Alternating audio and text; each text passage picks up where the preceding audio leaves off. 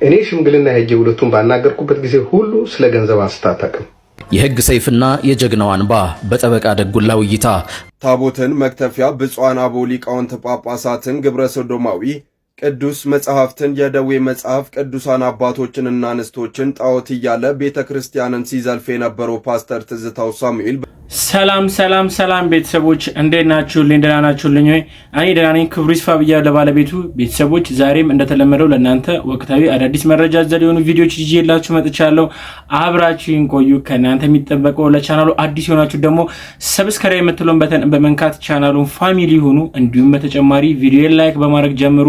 እንደምትወዱት አልጠራጠርም። ወደ ቪዲዮቹ እንሄዳለን። አብራችሁን ቆዩ።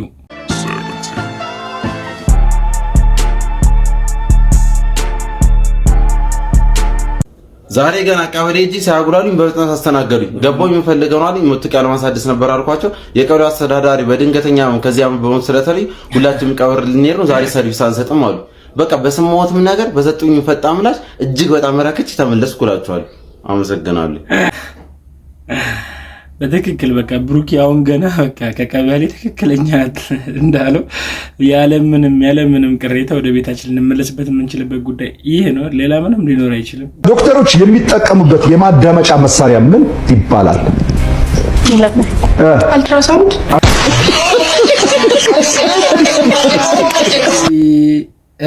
አልትራሳውንድ ነው የማዳመጫ ሳውንድ። አልትራሳውንድ እኮ የውስጥ እንትን ለማየት ነው አይደል? ያው በተለይ ብዙ ጊዜ የምንጠቀመው ለእንትን ነው ለርጉዞች። ለማንኛውም ዶክተሮች ለማዳመጫ የሚጠቀሙበት መሳሪያ ምን ይባላል? ለእናንተ ጠየቋችሁ። እኔም ስለማላውቀው ነው። እንግዲህ ከሰሞኑ በብዙ ሶሻል ሚዲያዎች ላይ መነጋገሪያ ከሆኑ ጉዳዮች መካከል አንዱ የገለቴ ቡርቃ ነው። እስቲ እሱኛው ነገር መጨረሻው ምን ሊሆን ይችላል የሚለውን ነገርን እስቲ ከህግ አካላት አንፃር ምን ሊባል እንደሚችል እስቲ እሱን እንስማው እስቲ። የሕግ ሰይፍና የጀግናው አንባ በጠበቃ ደጉላው እይታ በቲክቶክ የሕግ ትምህርት የሚሰጠው ወጣት ጠበቃ ደጉላው የአትሌት ገለቴ ቡርቃን አሳዛኝ ታሪክ ከሕግ አንፃር እንዲህ ይተርከዋል። የሀገራችን ጀግና ገለቴ ቡርቃ በዓለም መድረኮች ላይ ሰንደቅ ዓላማችንን ከፍ አድርጋለች። ለዚህ ጀግና የተለየ ፍቅርና አክብሮት አለኝ። በደረሰባት ነገርም ከልብ አዝኛለሁ ይላል ደጉላው። ነገር ግን የሕግን መራራ እውነት መናገር አለብን። ታሪኩ የሚጀምረው ገለቴ በላቧና በድካሟ ያፈራችውን ሀብትና ንብረት እንዲያስተዳድርላት ባለቤቷን አምና ሙሉ የውክልና ስልጣን ስትሰጠው ነው። ነገር ግን ባለቤቷ ይህንን ስልጣን ተጠቅሞ ንብረቶቿን ይሸጣል። ጉዳዩ የሕግ አደባባይ ሲደርስ ሕግ ፊት አይቶ የሚያዳላ ሳይሆን ፊቱን ሸፍኖ የፍትህ ሰይፉን በእኩል የሚያሳርፍ ጨካኝ ዳኛ ሆነ። ደጉላው ጉዳዩን ውስብስብ የሚያደርጉትንና ሊቀየሩ የማይችሉትን መራራ የሕግ እውነታዎች እንዲህ ያስረዳል። የመጀመሪያው እውነት የጋራ ሀብት ነው። በሕግ ፊት ባልና ሚስት በትዳር ውስጥ ሆነው የሚያፈሩት ሀብት አንደኛው ሶፋ ላይ ተኝቶ ሌላኛው ዓለምን እየዞረ ቢያመጣውም እንኳ የጋራ ነው ይላል። ይህም ማለት አትሌቷ በሩጫ ባገኘችው ገቢ ላይ ባለቤቷ በሕግ የ50% ድርሻ አለው ማለት ነው። ሁለተኛው እውነት የቅን ልቦና ገዢዎች ጥበቃ ነው። በውክልና የተሸጡትን ንብረቶች የገዙ ሰዎች ሕጋዊ ውክልናውን አይተው እስከ ገዙ ድረስ ሕግ ይጠብቃቸዋል። ንብረቶቹ ወደ ገለቴ ሊመለሱ አይችሉም። ሶስተኛውና ከሁሉም የከበደው እውነት የመጨረሻ የፍርድ ቤት ውሳኔ ነው። ጉዳዩ በሀገሪቱ የፍትህ ስርዓት የመጨረሻው የውሳኔ አካል በሆነው በፌዴራል ሰበር ሰሚ ችሎት ውሳኔ አግኝቷል። አንዴ ይህ ችሎት ከወሰነ ውሳኔውን ሊያርመው የሚችል ሌላ ምድራዊ ፍርድ ቤት የለም። ደጉላው ሲያጠቃልል የፍትህ አምላክ ፊቷን እንደሸፈነች በያዘችው ሰይፍ ለሀገር ባለውለታ ሳትል የዋህነቷን ተከትሎ በተፈጠረው ስህተት ገለቴን ቆርጣለች። ስለዚህ ጠቅላዩም ሆኑ ከንቲባዋ ይህንን የሕግ ውሳኔ ሊለውጡት አይችሉም። ይህ ታሪክ ሕግ ውለታ እንደማያውቅና በውክልና ጉዳይ ላይ ምን ያህል ጥንቃቄ እንደሚያስፈልግ ያስተምረናል በማለት ሐሳቡን ይደመድማል።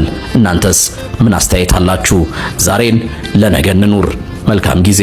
እንግዲህ አሁን ላይ ከሕግ አንፃር ገለቴ ያለችበት ሁኔታ እንደሰማችሁት ነው። ምንም አይነት መፍትሄ የለም። ምንም አይነት ደግሞ የውሳኔ ማሻሻያ የለም። መጨረሻው ይሄን ይመስላል ማለት ነው። እስቲ ግን ከነዚህ የተለያዩ ሌሎችም ቪዲዮዎች አሉ። እስቲ እነሱን ምን ያያቸው። እኔ ሽምግልና ሄጄ ሁለቱን ባናገርኩበት ጊዜ ሁሉ ስለ ገንዘብ አስታጣቀም እንደሚባለው አይደለም። ምናልባት አትሌቶች የሆኑ ሰዎች ይሄን ነገር በቅርብ ሊያውቁ ይችላሉ። ገለቴ አይደለም ቤትን የሚያክል ነገር ሰው ሊሸጥባት 10 ብር እሷ ፈቃዷ እሷ ያላለችው ነገር ቢደረግ ቤት ይቃጠላል። አይደለም ንብረቷ ሊወሰድባት እቃ ካስቀመጠችበት ወንበር ላይ አንስቶ ሌላ ቦታ ማስቀመጥም አደጋ ያመጣል። እናንተ ስታስቡት አንድ ባል ሚስት ያለው ባል ንብረት ሲሸጥ ሚስቱ ሳታውቅ ንብረት ቤትን የሚያክል ያውም 8-9 ቤት ይሸጣል። እኔ ሽምግልና ሄጄ ሁለቱን ባናገርኩበት ጊዜ ሁሉ ስለ ገንዘብ አንስታ አታውቅም። ንብረት ሸጦብኛል ብላኝ አታውቅም። ሌሎች ነገሮች ነበር የምታነሳው። ሌሎች ጥቃቅን የባልና ሚስት ችግሮችን ነበር የምታነሳው እንጂ እንደዚህ አይነት ነገሮች አንስታብኝ አታውቅም። እንደውም እኔ አሁን የበለጠ ግራ ያጋቡኝ ጉዳዮች እነዚህ ናቸው። በእነሱ ቅርብ ቦታ ላይ የሚገኙ ቤተሰቦችም እንግዲህ ጓደኞችም ቅርብ ያሉ ሰዎችም በሁሉ የሚናገሩት ነገር እንግዲህ አትሌት ገለቴ ከተናገረችው ሁሉ እንዳለ አይደለ ተቃራኒ እየሆነ እየመጣ ነው በአሁን ሰዓት ላይ። በተጨማሪም ደግሞ አንድ ጥያቄ የፈጠረብኝ ጉዳይ ነበረ ሰይፉ ላይ በቀረበችበት ሰዓት እንግዲህ ወደ ከ11 ቤት ውስጥ 10 ቤት እስከሚሸጥ ድረስ እንዲሁም 4 መኪና የሚያክል ነገር በሚሸጥ ሰዓት እንዴት እሷ አታውቅም? ወይም ደግሞ ሙሉ ውክልና ቢሆን የውክልና ባለቤቱ ነች። ስለዚህ ትዳር ያለው አካል እስከሆነ ድረስ ያ በትዳር እስከተሳሰረ ድረስ ከሁለቱ ፍቃድ ያገኛል። እኔ ማውቀው እንደዚህ ነው። በህግ ጉዳይ ማንኛውም ሽያጭ ሲኖር ከባልም ከሚስትም ፍቃድ ሲኖር ነው እንጂ በባል ብቻ ፍቃድ አንድ ነገር ሽያጭ ላይ ሊቀርብ አይችልም ብዬ ነው እኔ እስከማውቀው። እና ይሄ ነገር አሁን ላይ ብዙም ግራ ያጋቡኝ ጉዳዮች ናቸው። ለማንኛውም እስቲ አንድ ቪዲዮ ልጋብዛችሁ። ህግ ትምህርት ቤት እያለው ስለ መሰማት መብት ራይት ቱ ቢ ሂርድ ስንማር መምህሬ ሁሌም የማስታውሰውን አንድ እውነታ ደጋግሞ ይነግረን ነበረ። ሁሉን አዋቂ ኦምኒሴንስ የሆነው እግዚአብሔር አዳም ፍሬውን እንደበላ እያወቀ እንኳን ፍሬውን በላህ ወይ በማለት ጠይቆት የአዳምን የመሰማት መብቱን አክብሮለት ነበር ይለናል። እውነት ነው። አምላክ የመሰማትን መብት አልነፈገም። በፍጥረት ጅማሬ ያከበረው መብት ይህንኑ መብት ይመስለኛል። ብሔራዊ ጀግናችን ገለቴ ቡርቃ በህይወቷ ስለሆነው ነገር ባዝንም በዛኛው ወገን ያለውን ሳልሰማ አስተያየት መስጠት አልፈልግም። ሁሉም ወገን ይሰማ ከማለት ውጪ ከሁለት ወገን ሳይሰሙ ከውሳኔ መድረስ የደቦ ፍርድ ነው። እንግዲህ ስለዚህ መጨረሻ ላይ ሁላችንም ልናገናዝበው ልናስበው የሚገባን አንድ ጉዳይ አለ። እሱ ምንድነው? በሁለቱም ወገን ያሉትን ጉዳዮችን ከሁለቱም አንደበት ከምንሰማው ነው እንጂ ልንፈርድ ወይም ደግሞ ልንወስን የሚገባው እንጂ በአንድ ወገን ብቻ ተንጠልጥሎ የመጣን ጉዳይን እሱን ብቻ አዳምጠን በሌላው ላይ መፍረድ ምንም ተገቢ ያልሆነ ተግባርና ድርጊት ስለሚሆን ምናልባት የሚስተካከል ከሆነ ነገሮቹ ፍቃድ ካገኙ እዛው ሰይፉ ላይ ቀርቤ ሐሳቤን እንገልጻለሁ ወይም ደግሞ በእኔና በሷ መካከል ባለው ጉዳይ ላይ ሐሳቤን አስረዳለሁ ብሏል ተብሎ መረጃዎች ሲወጡ ነበሩ። ምናልባት እነዚህ ነገሮች የሚሆኑ ከሆነ ከሁለቱም ጉዳዮች የሚመጡት ሐሳብ ምን ይመስላል፣ እሱ ጋርስ ያለው እውነት ምንድነው የሚለውን ብንረዳ የተሻለ ነው ብዬ እኔ ከዚህ ጋር አስባለሁ። የገለቴን ታሪክ ስሰማ የኢማኑኤል ኢቦዬ ህይወት ትዝ አለኝ። ኢማኑኤል በእግር ኳስ ተጫዋችነቱ ዘመን አርሰናልን ጨምሮ ትልልቅ ቡድኖች ላይ ተጫውቷል። ከሄንሪ ጋር ጭምር ቅንጡ ቤት፣ ቅንጡ መኪና፣ በሚሊዮኖች የሚቆጠሩ ሀብት ነበሩት። ግን ለሚወዳት ለልጆቹ እናት ለሚስቱ ውክልና በመስጠቱ ያለውን ሁሉ ሀብት አሳጣችው፣ ወሰደችበት። ይህንንም ሰምተን ሴት እኮ ክፉ ናት አልን። አሁን ደግሞ ገለቴ ቡርቃ የልጅነት ጉልበቷን አንጠፍጥፋ 11 ቤት መኪና፣ የተለያዩ ሀብቶችን ያፈራችውን ከሹፍርና ህይወት አንስታ ውድ ባሏ ያደረገችው ሰው ያላትን ሀብት ከማሳጣትም አልፎ በህይወት ስለመኖሯ ሁሉ ጥርጣሬ ላይ እንድትገባ አድርጓታል። ታዲያ አሁን ወንድ ሁሉ ክፉ ነው እንበል? ክፋት ጾታ አይለይም። ወንድ ሴት ብሎ አይመርጥም። ለዚህ ሁሉ መፍትሄው ሰውን የፈለገ ያህል ብንወድ ብናምን የምናደርገውን ነገር ከልክ ባለፈ ወይም ሚዛኑን በሳተ መንገድ አናድርገው። የህይወታችንን ሚዛን እንጠብቅ። ፍትህ ሀገራችንን በዓለም መድረክ ላስጠራችሁ ገለቴ በብልሃት እንኑር። እንግዲህ እንደሰማችሁት ነው። እሷ ብቻ አይደለም በዓለም አቀፍ ራሱ ብዙ ታሪክ የሰሩ ሰዎችም ተመሳሳይ ማጭበርበር ደርሶባቸዋል። ምናልባት የደረሰባት ነገር እውነት ከሆነ ለደረሰባት ነገር በጣም ያሳዝናል። ነገር ግን ማደረግ ያለበት ነገርም ተደርጎ ፍትህ ለገለቴ ከማለት እኛ ወደ ኋላ አንልም። ታቦትን መክተፊያ ብፁዓን አበው ሊቃውንት ጳጳሳትን ግብረ ሰዶማዊ ቅዱስ መጽሐፍትን የደዌ መጽሐፍ ቅዱሳን አባቶችንና አንስቶችን ጣዖት እያለ ቤተ ክርስቲያንን ሲዘልፍ የነበረው ፓስተር ትዝታው ሳሙኤል በትላንትናው ዕለት አዲስ አበባ መግባቱ ተገልጿል። ግለሰቡ ከሀገር ውጪ በነበረበት ጊዜ ሃይማኖትን ከሃይማኖት ለማጋጨት የሃይማኖትን ክብር ዝቅ በማድረግና በመዝለፍ ብዙዎችን አስከፍቷል። ቄሶች የተባላችሁ ስሙኝ፣ እንደኔ አሁንም ታቦት እየተሸከምክ ያለ ከድንጋይ የተቀረጸ ከእንጨት የተቀረጸ አሁንም በዚህ በአንደኛው መቶ ክፍለ ዘመን ተሸክመ የምትዞር ታዲያ በዚህ ደረጃ የህዝብን ሃይማኖት ሲያንቋሽሽና ሲሳደብ የነበረ ግለሰብ መንግስትና የኢትዮጵያ ኦርቶዶክስ ተዋሕዶ ቤተክርስቲያን ምን ትላለች ሲሉ ጥያቄያቸውን ለእናት መረጃ አጋርተዋል። እንግዲህ እንደሰማችሁት ነው ቤተሰቦች። እንግዲህ ትዝታው ሳሙኤል እንግዲህ ምን ያህል በኦርቶዶክስ ቤተክርስቲያን ላይ ሲዘባበት ሲሳደብ እንዲሁም የንቀትና ለመስማት እንኳን የሚከብዱ ነገሮችን ሲናገር እንደነበረ ብዙዎቻችን እናውቃለን። እንደ አማኝ ሲሆን በጣም የሚያናድር ነው። እንደ አማኝ ሲሆን ለመስማት ራሱ ይከብዳል እና ሃይማኖትን ከሃይማኖቶች ለማጋጨት ያልሞከረው ጥረት የለም። በመጨረሻም አዲስ አበባ ገብቷል፣ ወደ ሀገራችን ገብቷል። ይህ ሰውዬ በነጻነት ሀገራችን ውስጥ ሲገባ እንግዲህ የቤተ ክርስቲያን አስተዳዳሪዎች ወይ ደግሞ የበላይ አካላት እንዲሁም ደግሞ የመንግስትም አካል ለዚህ ሰውዬ ምንድነው ማድረግ ያለባቸው? እውነት ለመናገር ይህ ሲያደርጉ የነበረው ጉዳዮች እንዳለ በጣም ሰብአዊ የሆኑ ድርጊቶች ነበር ሲፈጽም የነበረው። ለማስታወስ ያህል በቅርብ ቀናቶች ውስጥ እንግዲህ ታስራ የነበረችውን ቲክቶከር ጃኒን እንግዲህ ማስታወስ እንችላለን። እሷ አንድ በተናገረችው ንግግር ህብረተሰብን ማህበረሰብን በመናገሯ ብቻ እንግዲህ አሁን ላይ በእስር ላይ ትገኛለች። ይህ ሰው ደግሞ በሃይማኖት ደረጃ እንዲሁም በሀገርም ደረጃ ጸያፍ የሆኑ ቃላቶችን ንግግሮችን ሲያካሄድ ነበረ። ስለዚህ ለዚህ ሰውዬ ምን አይነት ፍትህና ምን አይነት ፍርድ ነው የሚገባው ብላችሁ ታስባላችሁ? እስቲ ሀሳባችሁን ኮሜንት ሴክሽን ላይ ያጋሩኝ። ስብርብር ያለ ምንድነው አጥንቱ ስብርብር ያለ እንደዚህ ነው ካለው ይሄዳል። አሁን ከዚህ ነው ወጥቻለሁ። እሺ ወደ ፍጥራ ሊገባ ነው። ምንድነው የምትፈጥረው? አሁን ለምሳሌ እጅ የሌለ እግር የሌለ ይበቅላል። አንድ ሴት 13 ዓመት ሙሉ ልጅ የላት። እሺ ለህዝቡ ተናገር። አንድ ሳምንት ውስጥ ልጅ ትወልዳለች። ምንድን ማለት አንድ ሳምንት ውስጥ ማለት ምንድነው? አንድ ሳምንት ውስጥ ልጅ አገኘች። አንድ ሳምንት ውስጥ ዘጠኝ ወሯ ነበረ ያመጣለ ማለት ነው። አይ አንተ የምታወራው ነገር አሁን ይሄ ትንሽ የማይሆን ነው።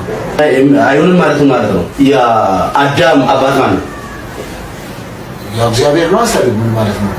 እግዚአብሔር ነው። እሺ እግዚአብሔር ሲሰራ ዘጠኝ ወር ሙሉ ሰራ። ስንት ደቂቃው ንገረኝ። እኮ አንተ ግን ጤነኛ ነህ አይደል? የምታወራው ነገር ጤነኛ ነገር የምታወራው ነገር ጤነኛ ነው። በነገራችን ላይ በቅርብ ቀን ማለት ነው የሆነ ሰው ይመጣል። በነገራችን ላይ ሁላችሁም እንድታውቁት ማለት ነው እኔ ማለት እግዚአብሔር ነኝ፣ የመጨረሻው ቀን መጥቷል ዛሬ፣ ሁላችሁም ንብረታችሁን አስረክቡ የሚላችሁ ሰው በቅርብ ቀን ጠብቁ። በጣም በዛ የመጨረሻ ምን ያህል ተስፋ እንደተቆረጠ ነው የሚያሳየው እዚህ ሀገር ውስጥ። ምን የምታወራው አንተ?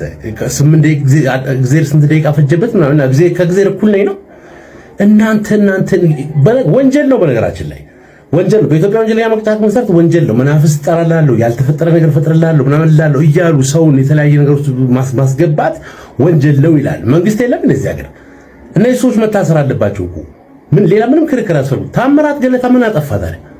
ምንም እኮ አላጠፋም ታምራት ገለታ። ይሄ ከታምራት ገለታ ሳንሻለው ማውኔ ጠንቋይ ምን ይመስላል? በመድኃኒዓለም እጅ ጭራሽ ብቀልስ ነው ይበቅላል። በሰው ሁለት ወር ልጅ ይሄን ቪዲዮ ይቱ በነገራችን ላይ ማአት ነገር አለው። ጅብ ጸልዬላቸው 15 ጅቦች አንዱ አቋርጦ ረግጦ ወጥቶ ለፓርላማ መጨረሻ ላይ እናተ በለስለው እጁ እንደዚህ ዘረጋ ሁሉ ብሏል። $200,000 ሰጣለሁ ብሎ መድረክ ላይ የሸመጠኝ ሰው ስላለ በህይወቱ አይባረክም ወንድ ነው ብሏል። ለገንዘብ ነው ሁሉ ነገር። ስንት ዓመት ልትኖር ነው በዳንያል? ለዚህ 50 እና 60 ለማት ሞላ እድሜ ሰው ምን ያህል ርቀት እንደሚላያችሁት ሁሉም ሰው ነብዩ ነው። እዚህ ሀገር ተስፋ ተቆረጠ። በቃ ናይጄሪያው ነች የጠንቋይና የመናፍስት ሀገር ሆናል። ያገር ምን ነው በቃችሁ ብትሏቸው እነዚህ ሰዎች ግን ምን አለ መንግስት ቢያስርልኝ ግን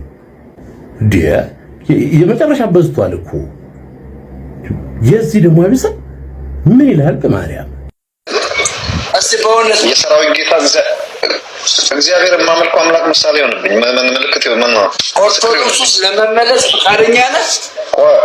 አትቸኩል። ቆይ እስካት አለን አንግባስቲ የኦርቶዶክስ ቤተክርስቲያን ብመለስም ገባ እንዳንተ ፍረሽ አይደለም ሆኖ ለምን እኔ ቄስ ልጅ ነኝ። በእናቴም በአባቴም ቄስ ዘር ነኝ። አውቃለሁ። ራሴም እስከ አንቀጸ ብርሃን ተምሬያለሁ። ልጅ ሆኜ ብዙ ነገር አውቃለሁ። እውነት ለመናገር አዲስ አይደለም። ኦርቶዶክስ ቤቴ ነው። መመለስም እፈልጋለሁ። ግን ምን መሰለህ መመለስ ግን ስመለስ አንዳንድ ቫልዩዎቼ አንዳንድ ቤዚክ ነገር ማለት ጭልቅ ያለ እንትን ሳይሆን ዋና ነገሮቼ ቢቀበሉ ለምሳሌ ጌታ ምስክሬ ነው። እኔም ኮምፕሮማይዝ አደርጋለሁ። ለምን ኦርቶዶክስ መሰረቷ ልክ ስለሆነ ማለት ነው።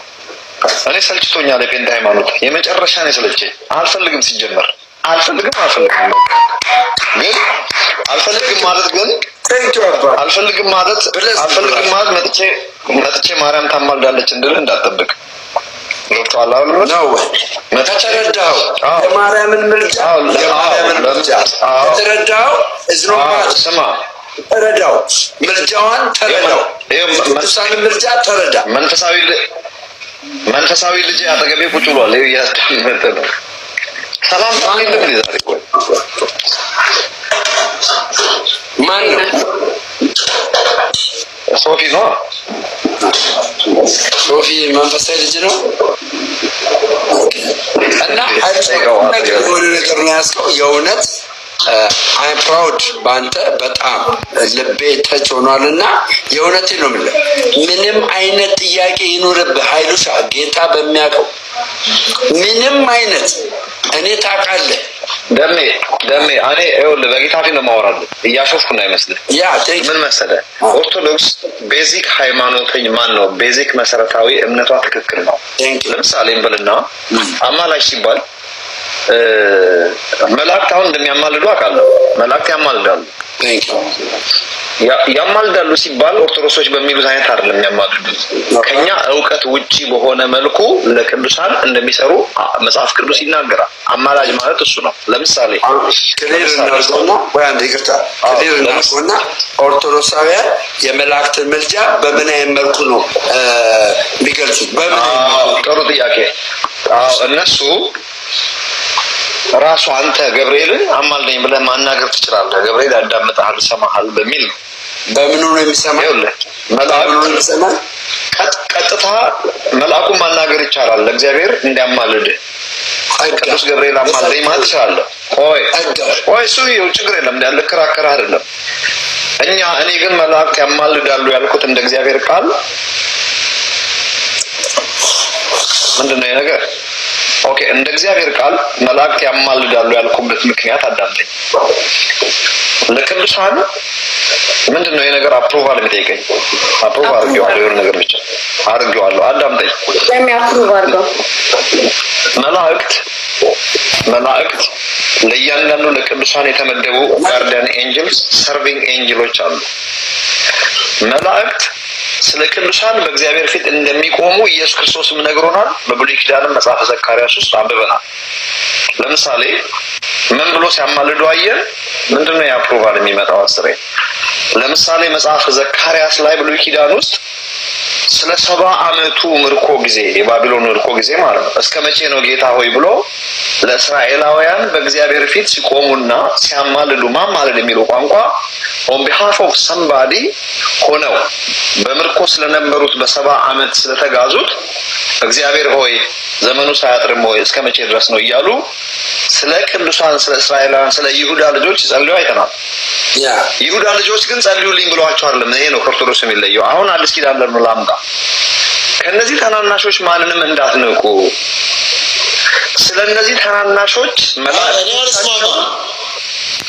ልጨርስና ቆይ ልጨርስ። አባት ሲያወራ ልጅ ያዳምጥ።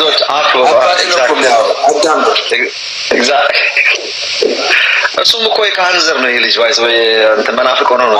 አዳምጥ። እንግዲህ ቤተሰቦች ለዛሬ ይዤላችሁ የመጣችሁ ቪዲዮዎች እኚህን ይመስላሉ። እስካሁን ድረስ አብራችሁኝ ስለቆያችሁ አመሰግናለሁ። ቤተሰቦች ለቻናሉ አዲስ ሆናችሁ ሰብስክራይብ እንዳደረጋችሁ አልጠራጠርም። በተጨማሪም ደግሞ ቪዲዮዬን ደግሞ ላይክ አድርጋችሁ እንደጀመራችሁም አልጠራጠርም። ቤተሰቦች ሀሳብ አስተያየታችሁን ኮሜንት ሴክሽን ላይ ገብታችሁ አጋሩኝ። በቀጣይ ቪዲዮ እስክንገናኝ ሰላም ቆዩ። ወዳችኋለሁ።